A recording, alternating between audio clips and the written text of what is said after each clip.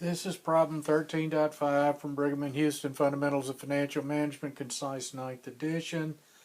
In here we're measuring the effect of financial leverage. What financial leverage is a particular type of fixed cost. Alright, so we have two firms, firm HL and firm LL. And the firms are the same in all respects except for that one of them, HL, for high leverage, has a higher amount of debt on its balance sheet, and lower level has less. So both of them have $20 million in invested capital. So if I start writing down what they have, invested capital,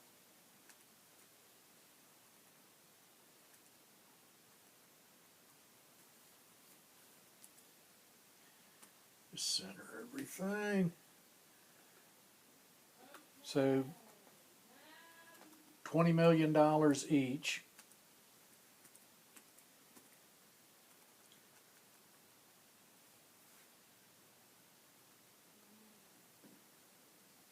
Both have $4 million in earnings before interest and taxes. Well, let's start with a debt to capital ratio. Debt to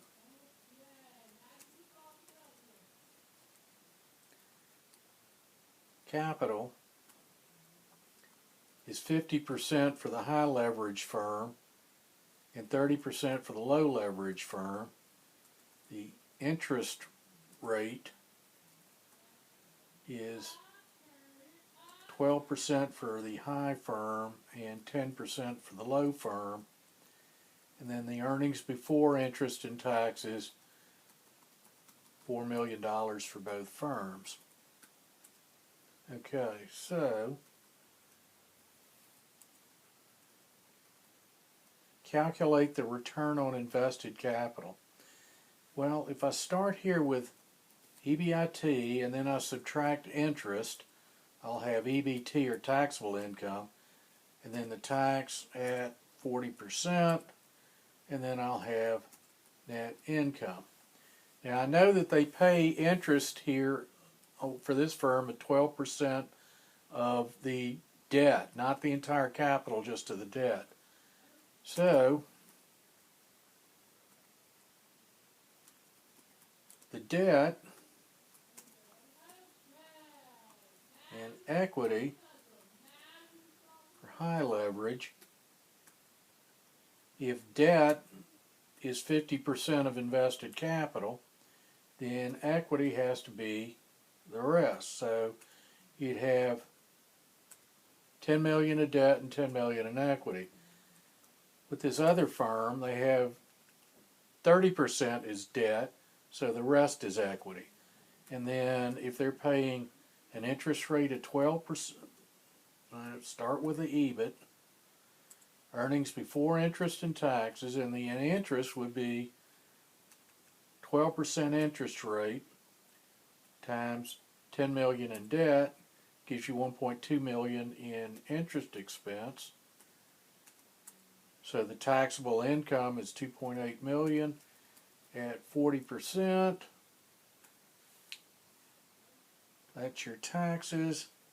So the net income would be $1,680,000. For the low leverage firm, they only pay $600,000 in interest, which is 10% interest rate times $6 million of debt. So they have higher taxable income, higher tax, higher net income. Alright, so the return on invested capital, ROIC, which is net income over invested capital, net income divided by the total invested capital, and this is similar to the debt ratio, or the return on assets that we were looking at back in chapter 3. Higher return on invested capital for the low leverage firm. calculate the return on equity. The return on equity, that's net income divided by the equity portion. That would be net income over equity.